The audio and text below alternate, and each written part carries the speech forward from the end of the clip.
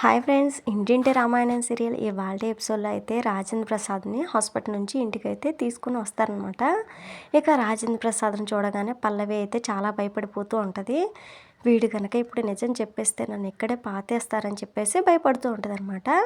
అయితే రాజేంద్ర ప్రసాద్ ఇంకా కోమా నుంచి బయటకు రాలేదనే నిజం తెలిసిన తర్వాత ఇంకా టెన్షన్ తగ్గుతుంది. అయితే ఏ నిమిషంలోనైనా రాజేంద్ర ప్రసాద్కి గతం గుర్తుకు రావచ్చు అని చెప్పేసి వాళ్ళ నాన్న చక్రధర్కి అయితే ఫోన్ చేసి ఏం చేయాలో చెప్పు డాడీ అని చెప్పేసి అడుగుతుందనమాట. ఇక తర్వాత సీన్లో అయితే శ్రీకర్ అని శ్రేయ అయితే గొడవ పడుతూ ఉంటారన్నమాట. ఇక శ్రీకర్ అయితే శ్రేయ నువ్వు ఇప్పుడు బాధపడకూడదు, మన బిడ్డ గురించి ఆలోచించాలి, రా భోజనం చేద్దుగాని అని చెప్పేసి పిలవగానే శ్రేయ అయితే చిరాకు పడుతూ ఉంటుందన్నమాట. ఆకలిస్తే తినడానికి, నిద్రస్తే పడుకోవడానికి, హాస్పిటల్లో ఎవరైనా ఉంటే బాధపడటానికి మాత్రమే మనం ఇక్కడ ఉండాలా? అవి తప్ప నా బ్రతుకంటూ సంతోషపడటానికి ఇంకేం లేవా? ఆశల్ని అవసరాలను చంపుకొని ఇక్కడే ఇంకా ఎన్నాళ్ళు ఉండాలి? ఇక్కడే ఉంటే మనం బాగుపడేది ఎప్పుడు అనే ఆలోచన కూడా నీకు రావడం లేదా అని చెప్పేసి ఇక కసురుకుంటూ ఉంటుందన్నమాట. అది కాదు శ్రేయ, ఇప్పుడున్న పరిస్థితుల్లో మనం అలా ఆలోచించడం కరెక్ట్ కాదని చెప్పేసి శ్రీకర్ అయితే అంటాడు. ఏంటి కరెక్ట్ కాదు? మనకంటూ ఒక పర్సనల్ లైఫ్ ఉండాలనుకోవడం తప్ప జైల్లో కూడా 10 మంది ఖైదీలని ఒకే సెల్లో ఉంచరు. వాళ్ళకు కూడా కొంచెం స్వేచ్ఛ ఉంటుంది. మనం మాత్రం ఈ కొంపలోనే ఉండాలా? మీ నాన్న ఎవరికి ఇవ్వాల్సిన వాటా వాళ్ళకి ఇచ్చేస్తే మనకు వచ్చేదాంట్లో బయటికి పోయి హ్యాపీగా ఉందాం అనుకున్నాం. నేను అడిగితే ఎవ్వరికీ నా మాట లెక్క లేకుండా పోయిందని చెప్పేసి శ్రేయ అయితే అంటుందన్నమాట. ఆస్తి గురించి అడగమని నీకు చెప్తే మంచి ముహూర్తం చూసుకొని అడుగుతానని చెప్తావు. నేను చెప్పిన వెంటనే నువ్వు గట్టిగా అడిగి ఉంటే మీ నాన్న మన వాట మనకి ఇచ్చి ఉండేవాడు. అప్పుడు మనం బయటకు పోయి హ్యాపీగా ఉండేవాళ్ళం. ఇప్పుడేమైందో చూసావు కదా, ఆస్తి పంచకుండా మీ నాన్న కోమాలోకి వెళ్ళిపోయాడు. వస్తాడో రాడో కూడా తెలియదు, అసలు బ్రతుకుతాడో కూడా తెలీదు. ఒకవేళ ఆస్తి పంచకుండా మీ నాన్న పోతే అని చెప్పేసి శ్రేయ అయితే అంటుందన్నమాట. ఛా, నీకు ఆస్తుల మీద ధ్యాస తప్ప మరో ఆలోచన లేదా? నువ్వు ఆశపట్టలో తప్పు లేదు, కానీ ఇంటి పరిస్థితులు, నాన్నగారి ఆరోగ్యం ఇవేం అవసరం లేదా నీకు? ఇంకొకసారి మా నాన్న గురించి తలతెక్కగా మాట్లాడావంటే మర్యాదగా ఉండదు చెప్తున్నా అని చెప్పేసి శ్రీకర్ అయితే శ్రేయకి అయితే వార్నింగ్ అయితే ఇస్తాడనమాట. ఇక తర్వాత సీన్లో హాస్పిటల్లో రాజేంద్ర ప్రసాద్ని చూస్తూ కమల్ అయితే బాధపడుతూ ఉంటాడనమాట. నాన్న అని చెప్పేసి బాగా ఎమోషనల్ అయిపోతాడు. ఇంతలో అక్షయ్ అవని అయితే వస్తారనమాట. మన మాటలు వింటే ఏమైనా చలనం వస్తుందేమో, స్పృహలోకి వస్తారేమో, రాత్రంతా మాట్లాడుతూనే ఉన్నాను వదిన, కానీ నాన్న ఒక్క మాట కూడా విన్నట్లు అనిపించడం లేదని చెప్పేసి కమల్ అయితే చెప్తాడనమాట. ఇంతలో డాక్టర్ వచ్చేసరికి మా నాన్నగారి కండిషన్ ఎలా ఉంది డాక్టర్ అని చెప్పేసి అక్షయ్ అయితే అడుగుతాడు. తలకి గట్టిగా దెబ్బ తగలటం వల్ల కోమాలోకి వెళ్ళారు, కోలుకోవడానికి చాలా టైం పడుతుందని చెప్పేసి డాక్టర్ అయితే చెప్తాడనమాట. అంటే ఎన్ని రోజులు పడుతుంది డాక్టర్ అని చెప్పేసి అడగగానే అది చెప్పలేవు, 3 వారాలు, 3 నెలలు, 3 ఏళ్ళు కూడా పట్టొచ్చు, లేదా శాశ్వతంగా కోమాలోనే ఉండిపోవచ్చు. ఇలాంటి కండిషన్లో ఉన్న పేషెంట్స్ సాధారణంగా కోమా నుంచి బయటకు వచ్చిన వాళ్ళు ఉన్నారు. ఇంకొందరు మా డాక్టర్లు ఇచ్చే ట్రీట్మెంట్ వల్ల కాకుండా కొన్ని ప్రత్యేకమైన కారణాల వల్ల యాక్టివ్ అయిన వాళ్ళు ఉన్నారు. ప్రతి ఒక్కరి బ్రెయిన్లో కొందరు వ్యక్తులు కొన్ని మర్చిపోలేని జ్ఞాపకాలు, కొన్ని సంఘటనలు స్టోర్ అయి ఉంటాయి. యాక్సిడెంట్లుగా కొన్ని ఇన్సిడెంట్ జరిగినప్పుడు కానీ, వాళ్ళ చుట్టూ ఉన్న వాతావరణం మారినప్పుడు కానీ కోలుకుంటారు. మరికొంతమంది అయితే కొందరి మాటలు వినడం ద్వారా కానీ, కొందరి చేతి స్పర్శ తగలటం వల్ల కానీ కోలుకుంటారు. మేము చేసే మెడికేషన్ ద్వారా కంటే ఎమోషన్స్ బాగా పనిచేస్తుంటాయి. మీ నాన్నగారి వయసులో ఉన్న వారికి కుటుంబంతో కలిసి ఉండాలని, మనవళ్ళు మనవరాలతో ఆడుకోవాలని, సంతోషంగా ఉండాలనే కోరికలు ఉంటాయి. కాబట్టి మీ నాన్నగారిని ఎక్కడ ఉంచడం కంటే మీ ఇంటికి తీసుకెళ్ళండి. ఆయన్ని ఒక పేషెంట్లా కాకుండా ఒకప్పుడు మీరు ఎలా చూసుకునేవారో అలానే ట్రీట్ చేయండి. తనకు నచ్చినవి చేస్తూ నచ్చిన వాతావరణాన్ని క్రియేట్ చేస్తే త్వరగా కోలుకునే అవకాశం ఉందని చెప్పేసి డాక్టర్ అయితే చెప్తాడనమాట. తప్పకుండా డాక్టర్, మేము మా మావయ్య గారిని అలాగే చూసుకుంటాం అని చెప్పేసి అవని అయితే చెప్తుంది అనమాట. ఇంతలో నాన్నకి ఎలా ఉందన్నయ్య అని చెప్పేసి అక్షయ్కి అయితే శ్రీకర్ అయితే ఫోన్ చేస్తాడనమాట. నాన్నే డిశ్చార్జ్ చేస్తానన్నారా అని చెప్పేసి అక్షయ్ అయితే చెప్తాడనమాట. ఇక తర్వాత కాల్ కట్ చేసి అమ్మ నాన్న ఇంటికి తీసుకొస్తున్నామని అక్షయ్ అన్నయ్య ఫోన్ చేస్తాడమ్మా అని చెప్పేసి ఇంట్లో అయితే శ్రీకర్ అయితే చెప్తాడనమాట. ఇక ఆ మాట వినగానే పల్లవి అయితే వణికిపోతూ ఉంటుంది. అంటే మీ నాన్న కోలుకున్నారా అని పార్వతి అయితే అడగగానే బాగోకుండా డాక్టర్లు ఎవరిని డిశ్చార్జ్ చేయరు కదమ్మా అని చెప్పేసి శ్రీకర్ అయితే అంటాడనమాట. మావయ్యని ఇంటికి తీసుకురావడం ఏంటి అంటే మావయ్య కోమాలోంచి బయటకు వచ్చేసారా, ఇప్పుడు ఇంటికి వస్తే తనని మేడ మీద నుంచి తోసింది నేనే తెలిసిపోతుంది, మావయ్య అందరికీ చెప్పేస్తాడు. ఆల్రెడీ హాస్పిటల్‌కి వెళ్ళిన అక్షయ్, అవని వాళ్ళకి కూడా నా గురించి చెప్పేసి ఉంటాడని చెప్పేసి పల్లవి అయితే కంగారు పడుతూ ఉంటదనమాట. ఇంతలోనే కారులో రాజేంద్ర ప్రసాద్‌ని ఇంటికైతే తీసుకొనొస్తారు. ఇక ఆరాధ్య అయితే పరిగెత్తుకుంటూ వెళ్ళి రాజేంద్ర ప్రసాద్‌ని అయితే పలకరిస్తదనమాట. ఆరాధ్య ఉండమ్మా, తాతయ్య ఇప్పుడే వచ్చారు కదా! అప్పుడే మనమే మాట్లాడకూడదు అని చెప్పేసి అవని అయితే చెప్తదనమాట. ఇక ఎంతమంది మాట్లాడుతున్నా రాజేంద్ర ప్రసాద్ మాత్రం పల్లవి వైపే చూస్తూ ఉంటాడు. ఇక పల్లవి అయితే నా వంకే చూస్తున్నాడేంటి, ఇప్పుడు మావయ్య నా గురించి చెప్పేస్తాడు, తప్పించుకోవడానికి పారిపోవడానికి కూడా అవకాశం లేదని చెప్పేసి పల్లవి అయితే అనుకుంటూ ఉంటుందన్నమాట. అమ్మ, ఇంటికి తీసుకొచ్చి లోపలికి తీసుకెళ్లకుండా ఇక్కడే ఉంచితే నాన్న ఫీల్ అవుతారమ్మా, నాన్న లోపలికి తీసుకెళ్ళండి అమ్మా అని చెప్పేసి కమలాక్షి అయితే అంటారనమాట.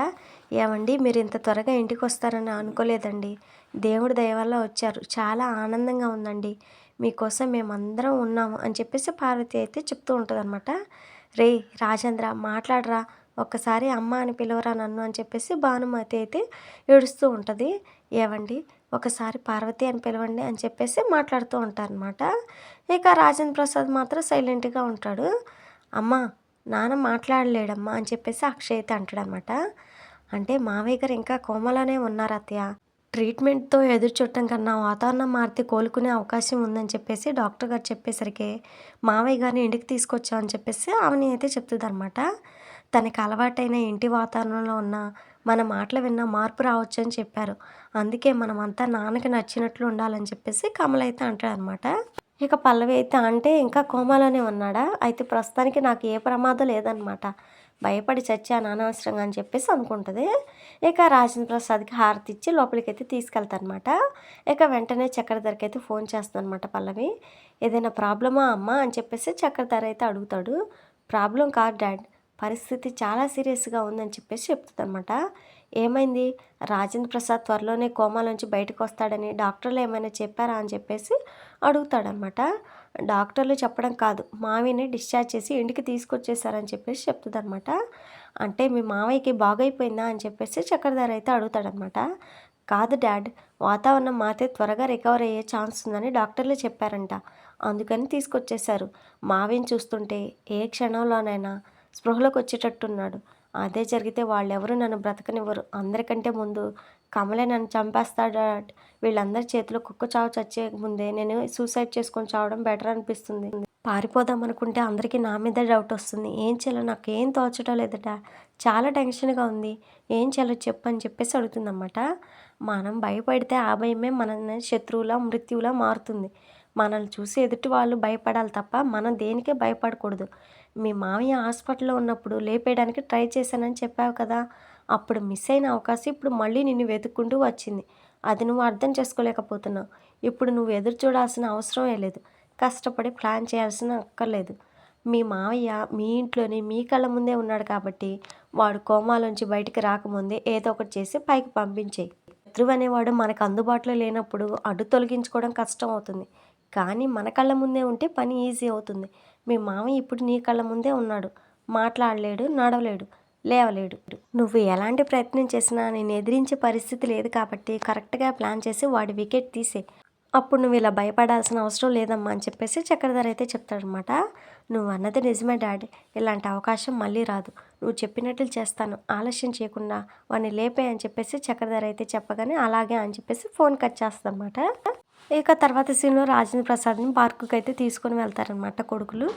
నాన్న, నువ్వు రోజు వాకింగ్ చేసి పార్కుకి తీసుకొచ్చానా, వాకింగ్ చేస్తావా? చిన్నప్పుడు మమ్మల్ని రోజు ఈ పార్కుకి తీసుకొచ్చేసి ఆటలు ఆడించేవాడు, గుర్తుందా నీకు అని చెప్పేసి అక్షయ్ అయితే అడుగుతాడనమాట. నాన్నకి గుర్తు లేకపోవడం ఏంటన్నయ్య, నాన్న నీలాగా నాలాగా కామన్ మ్యాన్ అనుకున్నావా, పెద్ద బిజినెస్ మ్యాన్, అన్నీ గుర్తుంటాయని చెప్పేసి కమల్ అయితే అంటాడు.